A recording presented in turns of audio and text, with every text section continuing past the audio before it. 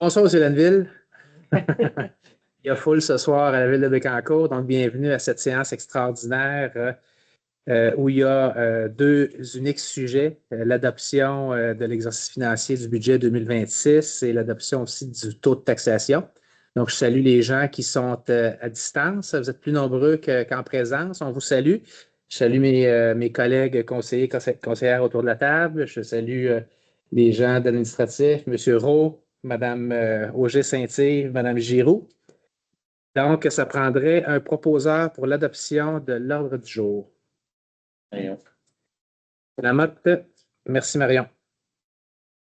L'adoption du budget pour l'exercice financier 2026. Donc, c'est possible de mettre la présentation. Est-ce que vous l'avez?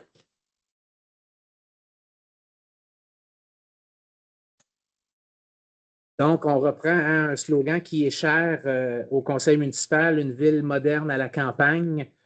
On est fiers ce soir de vous présenter le budget 2026, le budget qui a fait le fruit de nombreuses heures de travail. Donc, j'en profite pour saluer et remercier les gens des services administratifs, les directions de services là, qui ont travaillé en collaboration avec Mme Auger-Saint-Yves, avec Mme Giroux des Finances. Donc, je les remercie pour leur rigueur, leur responsabilité et leur grande collaboration. Et je remercie également là, mes collègues conseillers là, qui ont fait de même. Là, on a travaillé fort là, pour vous présenter ce budget-là 2026. Donc voilà, la ville de Bécancour n'est pas, comme d'autres villes, a des défis quand vient le temps de faire son budget. Donc d'abord, vieillissement des infrastructures, l'adaptation au changement climatique, la hausse du coût de la vie. On veut pas mettre une trop grande pression financière là, sur les citoyens de la ville. On a une diversification des revenus qui est limitée quand on sait que 73% des revenus de la ville proviennent des taxes foncières. On a des dépenses aussi qui sont incompressibles, c'est-à-dire pour lesquelles on peut pas diminuer, par exemple, quand on parle de services de sécurité publique, quand on parle de régie des déchets. Et c'est un budget qu'on vous présente, un budget de transition avec la venue d'un nouveau conseil municipal.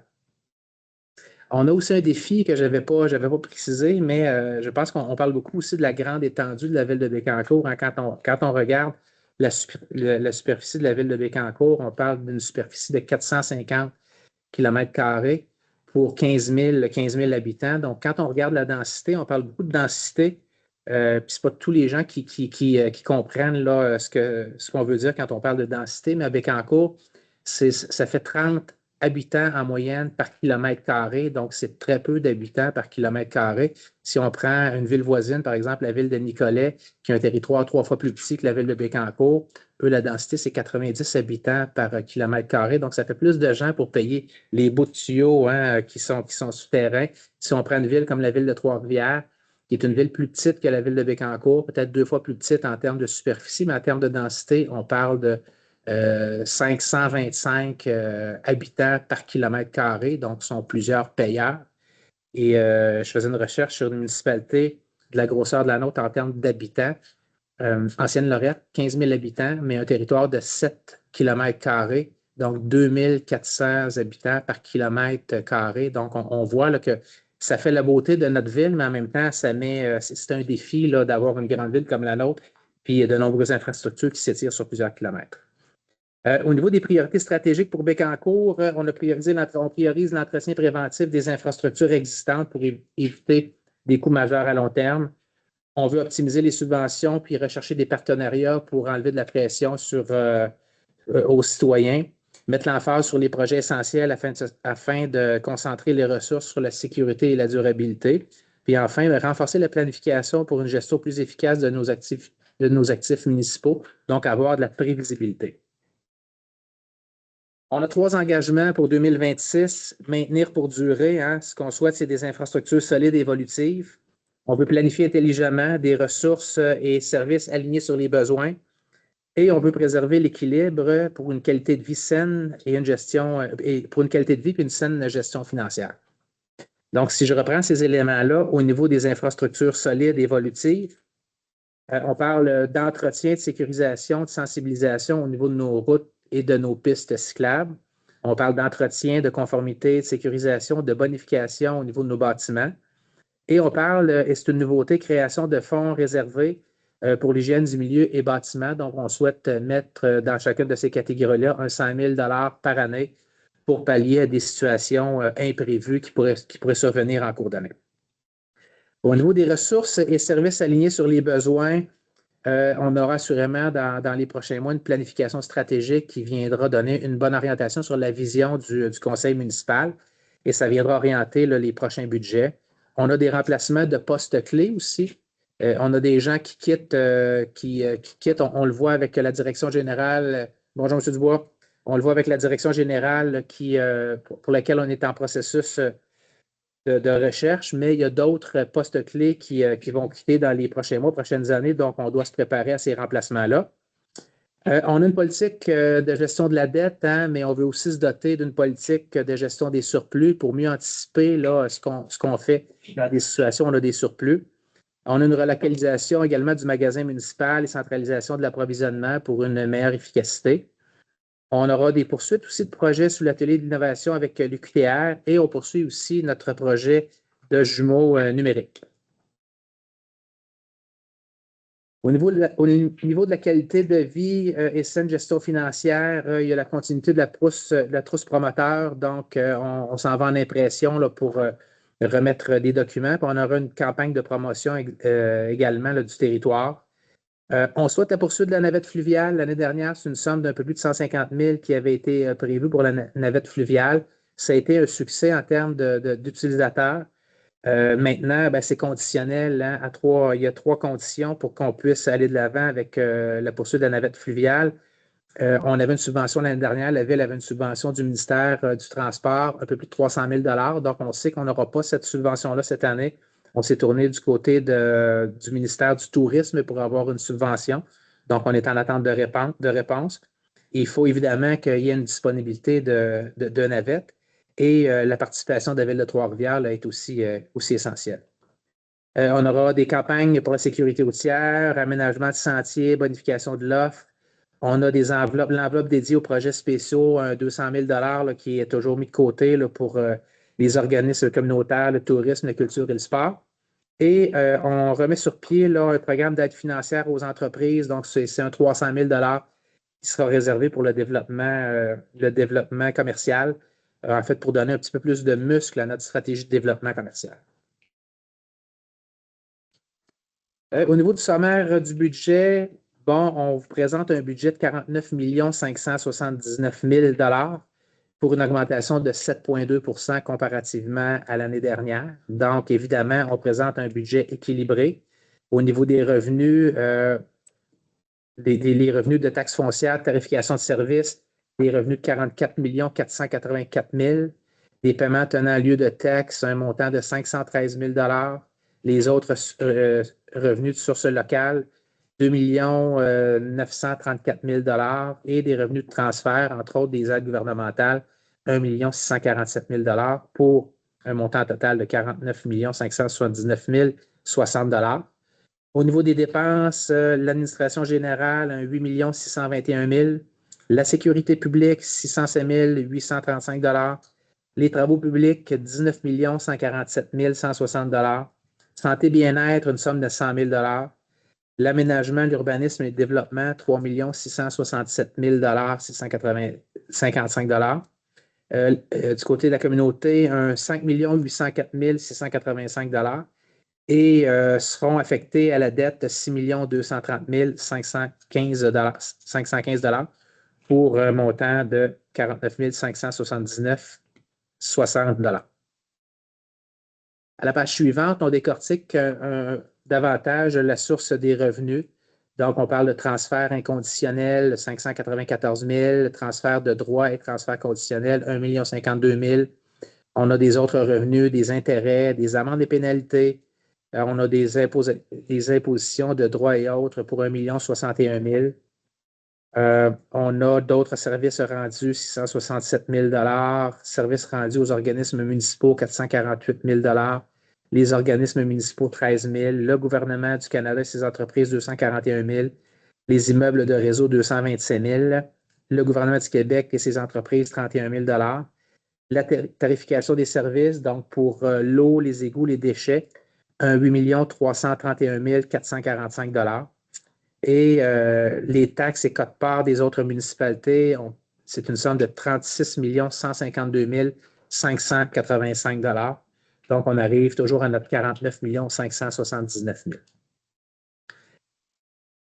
Au niveau des charges, vous les avez par secteur d'activité, donc vous avez le montant et le pourcentage. Je vais me concentrer sur les montants les plus élevés. Donc, au niveau de l'administration générale, qui comprend le conseil municipal, qui comprend l'équipe de direction générale, les finances, le greffe, les ressources humaines. Donc, on parle d'un montant de 6 507 000 Les communications, 717 000 technologie de l'information, 1 396 000 SQ brigadier scolaire, service animalier, 3 283 000 le service incendie, 2 724 000 le réseau routier, on parle de déneigement, d'entretien des routes, de l'atelier municipal, un montant de 9 325 520 au niveau de l'hygiène du milieu, on parle entre autres de la CTE, des Mares Noires, 6 707 000 la gestion des matières résiduelles, donc c'est une facture qu'on reçoit, qu'on doit repayer 1 645 000 Services techniques et cours d'eau, 1 457 000 L'aménagement, l'urbanisme, le développement, un montant de 3 667 000 Du côté du service à la communauté, 5 804 000 Et pour la dette, je le disais précédemment, une somme de 6 230 000 qui est réservée pour la dette. Au niveau des charges obligatoires significatives, on parle d'une augmentation de 3,31 Donc, vous le voyez dans le tableau, le déneigement, les coûts pour 2026, 3 219 400 La régie des déchets, 1 525 365 La Sûreté du Québec, 3 169 395 Le transport des personnes de la MRC de Bécancour, un montant de 173 000 Et la quote-part de la Ville de Bécancour à la MRC de Bécancour, un montant de 1 170 150 Vous n'êtes pas sans savoir qu'il y a eu une grande évolution positive de la valeur d'une maison moyenne. Donc, en 4 ans, la maison moyenne est passée de 200 822 à 332 297 pour une augmentation significative de 65,47 Cette augmentation-là de la valeur moyenne d'une maison se traduit également sur l'évolution de la richesse foncière. Donc, la richesse foncière pour la même période est passée de 2 333 131 600 à 3 898 707 000 pour une variation positive de 67,10 Donc, on est tout près du 4 milliards de dollars. Maintenant, ce que les gens attendent avec impatience, hein, c'est quoi l'impact des décisions qui ont été prises sur le taux de taxation. Donc, l'application sur la maison moyenne, on est heureux de vous dire que ce sera une augmentation de 2,5 Donc, c'est une augmentation qui met pas peu de pression sur le citoyen. Je pense que quand on regarde ce qui se fait ailleurs au Québec, ailleurs dans la région, peu de municipalités ont un taux qui est de cette hauteur-là. Il faut aussi regarder le taux de taxe foncière parce qu'au-delà de regarder l'augmentation, il faut voir, on augmente quoi? Et si on prend cette augmentation-là sur la valeur moyenne d'une maison qui est de 332 297 le taux de taxe foncière est de 60 sous par 100 d'évaluation. Donc, on a regardé s'il y avait des municipalités qui avaient des taux de taxation aussi bas que le nôtre et on n'en a pas trouvé. Donc, quand on regarde, on a un taux de taxation qui est extrêmement bas.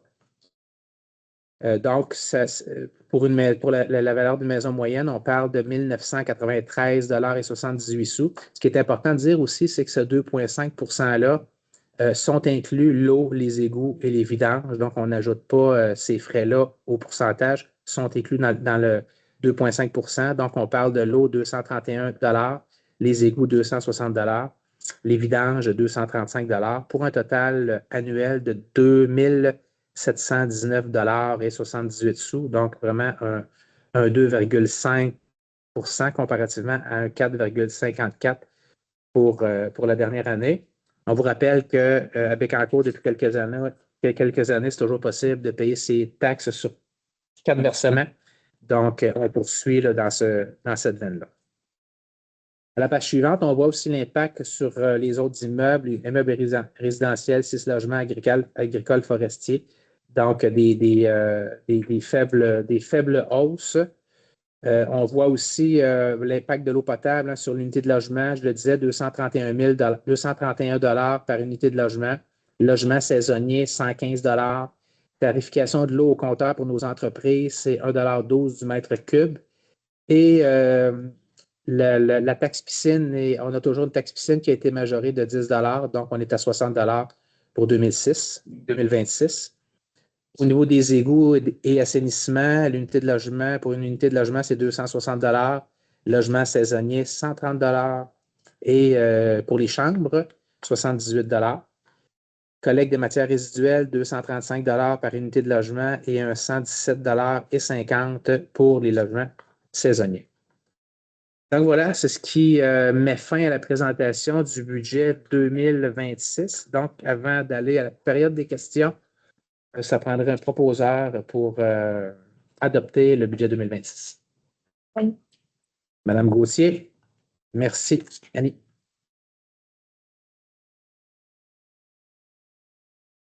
Le point 3, avis de motion et dépôt du projet de règlement. Donc, 3.1, projet de règlement numéro 1841 intitulé Règlement décrétant l'imposition d'une variété de taux de la taxe foncière générale et d'autres dispositions concernant les taxes et compensations pour l'exercice financier 2026. Donc, ce règlement a pour but d'établir le taux de taxation pour l'année 2026 tel que présenté dans le budget. Donc, là aussi, ça prendrait un proposeur. Merci. Madame Jasmine, merci. On serait rendu à la période de questions.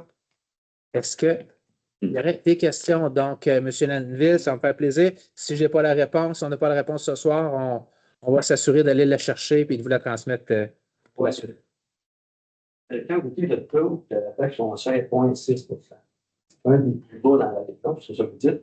Mais est-ce que l'évaluation est aussi basse dans les autres secteurs, dans les autres villes? Nous aussi, on est surévalué. C'est sûr que le taux va baisser. Là, on parle d'une palette, si la maison moyenne d'une palette est de 230 000, c'est sûr qu'ils vont être plus haut. Mais nous, on est 300 000. Le taux de taxation, c'est 60 sous, là, 60 sous du 100 $ d'évaluation. Ça, assurément, qui est dans les plus bas là, de ce qu'on a regardé.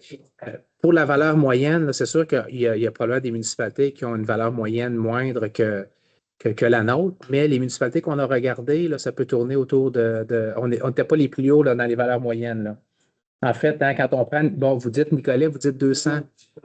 Vous parlez de Nicolet, Nicolet, là, c'est 311 000, donc c'est comparable à nous. Trois-Rivières, 330 000. Shawinigan, qui est un petit peu plus bas, 260 000. Louisville, 295 000. Victoriaville, 324 000. Puis Drummondville, 345 000. Donc, on se situe là, entre les plus bas et les plus hauts, mais il n'y a pas une énorme variation. Si vous dites 60 ou 6, c'est votre application est plus haut que toutes les autres. Non. Et non. Si ça c'est plus beau. Oui. Bienvenue. Monsieur Dubois. Première fois en 50 d'années que je viens parler dans ce micro-là. Un moment historique. Attends, on nous parle. Oui, c'est ça. Premièrement, c'était 2,5 %. C'est toujours la colonne de la dernière ligne qui compte. Alors, la dernière ligne est bien favorable. Peu importe les gens qui nous font, vous pouvez faire l'avant, c'est normal. Il faut en faire aussi. C'est correct. Donc, 2,5 %. Ma question, ce soir, parce que une chose qui me tue dans tout ça, c'est ce qui se passe à Gentilly avec le centre de la clinique La clinique médicale. Pas tellement la clinique que les soins. On est en train de se dégarder de nos médecins. Peux-tu parler de ça? Oui, oui, oui. Pas, Non. ouais, ça, parce que ça me frappe, ça m'agace un peu de voir qu'on n'est même pas assez attirant pour avoir une dizaine de médecins dans ce médecin. Mhm. Ben, en fait, on avait été sollicité quand, au départ, c'est en lien avec le projet de loi 2, où les médecins propriétaires, là, bon, trouvaient que la gestion devenait complexe, que la prévisibilité, il n'y avait pas de prévisibilité dans la gestion financière du bâtiment. Pour eux, ce n'était pas le type de médecine qu'ils voulaient faire.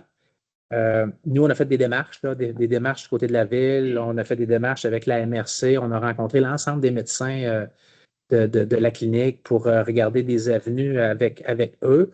On avait ouvert la possibilité d'avoir un soutien financier là, du côté de la MRC, du côté de la ville, pour voir si c'était une solution qui aurait pu être possible pour eux.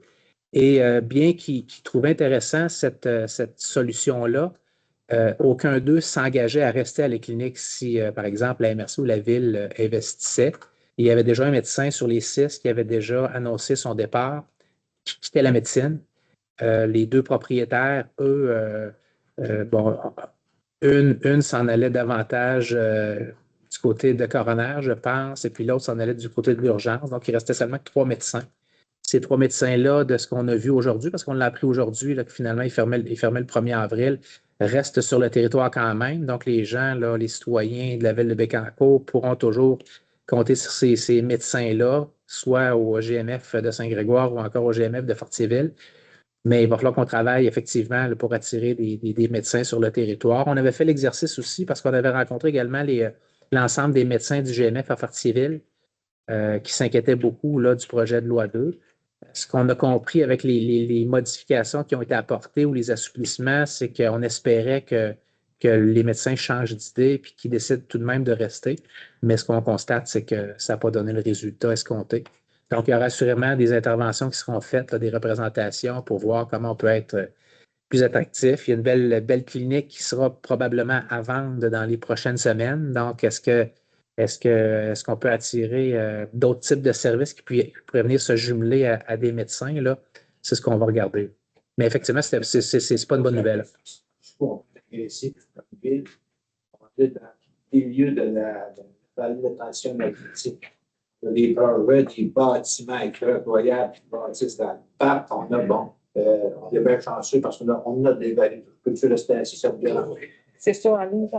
Est-ce que ça vaut la peine d'être plus agressif dans le sens de dire, ben, je me pose la question, je n'ai pas de solution, là.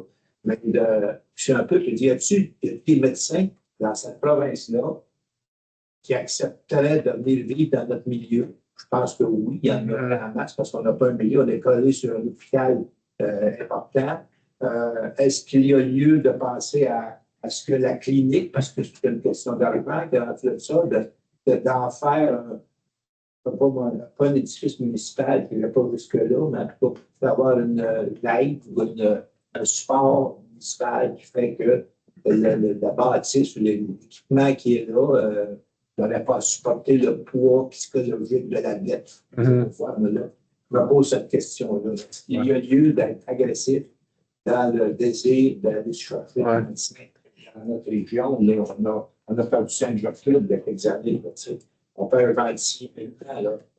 Alors, c'est Saint-Grégoire qui va ça va la peine.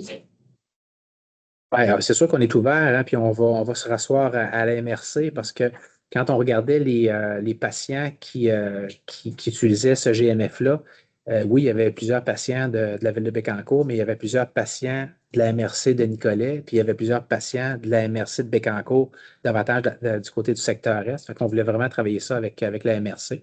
Mais c'est clair qu'on va regarder pour être attractif, puis de quelle façon on peut maintenir le plus possible ces services-là sur le territoire de la ville. Merci. Est-ce qu'il y avait des questions?